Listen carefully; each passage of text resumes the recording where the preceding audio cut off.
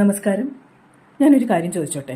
നിങ്ങൾ വളരെ സങ്കടപ്പെട്ട്, അതായത് നിങ്ങളുടെ ഒരു ഡിപ്രസീവോ സങ്കടപ്പെടുന്ന ഒരു ഫേസ്, ആ സമയത്ത് നിങ്ങൾ ഇതെല്ലാം ഷെയർ ചെയ്യാൻ വേണ്ടി നിങ്ങൾക്ക് നല്ലൊരു സുഹൃത്തുണ്ട്. ഏറ്റവും ബെസ്റ്റ് ഫ്രണ്ട് അല്ല, പക്ഷെ നിങ്ങൾ നല്ലൊരു സുഹൃത്തുമായിട്ട് ഷെയർ ചെയ്തു. ഓക്കെ, ഞാൻ കുറച്ചുകൂടെ വ്യക്തമായിട്ട് പറയാം. നിങ്ങൾക്ക് ഫൈനാൻഷ്യൽ പ്രോബ്ലംസ് ഒന്നുമില്ല, പക്ഷേ എന്തോ അല്ലാണ്ട് ഫാമിലി ഇഷ്യൂസ്, പേഴ്സണൽ ഇഷ്യൂസ് അങ്ങനെ. അപ്പോൾ ഇതെല്ലാം തുറന്നു പറയാൻ ഒരു സുഹൃത്തുണ്ട്. സുഹൃത്ത് നിങ്ങൾ ഒരുപാട് സാന്ത്വനിപ്പിക്കുന്നു, മോട്ടിവേഷൻ തരുന്നു, എക്സെട്ര.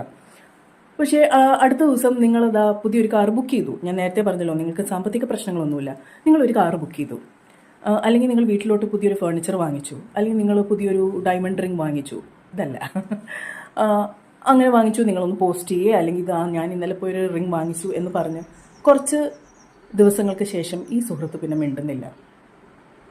ഓക്കെ, ഫോർ എക്സാമ്പിൾ ഞാൻ പറഞ്ഞത്, നമ്മളെ ഒരുപാട് സപ്പോർട്ട് ചെയ്യുകയും സ്നേഹിക്കുകയും മനസ്സിലാക്കുകയും ചെയ്യുന്ന ഒരു സുഹൃത്ത് അല്ലെങ്കിൽ ഒരു റിലേറ്റീവ് അല്ലെങ്കിൽ ആരെങ്കിലും ഉണ്ടെന്ന് ഓർക്കുന്നു. പക്ഷേ അവരെക്കാളും മെച്ചപ്പെട്ട എന്തെങ്കിലും ഒരു കാര്യം നമ്മൾ ചെയ്താൽ ഉടനെ അവർ പിന്മാറുന്നു.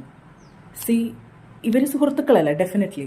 ഇവർ നിങ്ങൾക്ക് വിഷമം തോന്നുമായിരിക്കാം. പക്ഷേ ഒരു കാര്യം നിങ്ങൾ ഓർത്തോ, that means they see you as competition.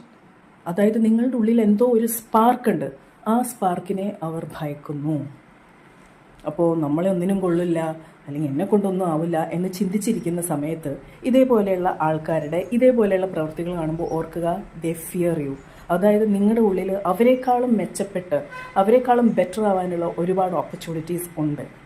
ഒരു നല്ല സുഹൃത്താണെങ്കിൽ നിങ്ങളുടെ സന്തോഷത്തിൽ കൂടെ സന്തോഷിക്കുകയേ ചെയ്യുള്ളൂ. പക്ഷെ ഇവരങ്ങനെ ചെയ്യുന്നില്ല. എൻ്റെ ഒരു നല്ല സുഹൃത്തുണ്ട്. ആ കുട്ടി പറഞ്ഞ കാര്യങ്ങളാണ്. സാമ്പത്തികമായിട്ട് അവൾക്ക് ഒരു പ്രയാസമില്ല, പക്ഷേ കുറച്ച് പേഴ്സണൽ ഇഷ്യൂസൊക്കെ ഉണ്ട്. അപ്പോൾ എന്നോട് പറഞ്ഞതാണ്, മാം, ഞാൻ ഇതുപോലെ ബാലി ട്രിപ്പ് പോണ കാര്യം പോസ്റ്റ് ചെയ്താൽ പിന്നെ എന്നോട് മിണ്ടാത്ത ഒരുപാട് റിലേറ്റീവ്സും ഫ്രണ്ട്സും ഉണ്ട്. കുറേ നാളത്തേക്ക് മിണ്ടില്ല. പിന്നെ അറിയാത്ത മട്ട് കുറേ മാസങ്ങൾക്ക് ശേഷം അവർ തിരിച്ചു വരും. എന്തുണ്ട് വിശേഷം, എന്തെങ്കിലും സഹായം ചോദിക്കാനായിരിക്കാം. ഇതുപോലെ തന്നെ അവൾ വല്ലാതെ ഒരു മോശം സിറ്റുവേഷൻ, അതായത് അവൾ ആ ഒരു സിറ്റുവേഷനിൽ പോകുന്നതിന് മുമ്പ് തന്നെ ഒരു കാർ ബുക്ക് ചെയ്തിരുന്നു.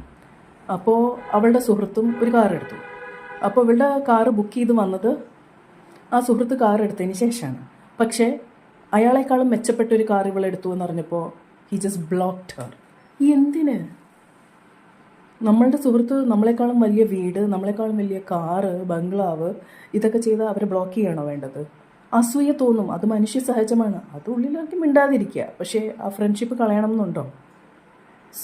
ഇങ്ങനത്തെ ആൾക്കാരെ കാണുമ്പോൾ നിങ്ങളൊന്ന് ഓർക്കുക, അവർ നിങ്ങളെ ഭയക്കുന്നത് നിങ്ങളുടെ ഉള്ളിലുള്ള ആ സ്പാർക്കാണ്.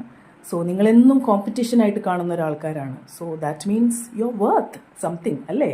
U are giving them competition. അതൊന്ന് മനസ്സിൽ വെച്ചാൽ മതി കേട്ടോ. Okay, bye, take care.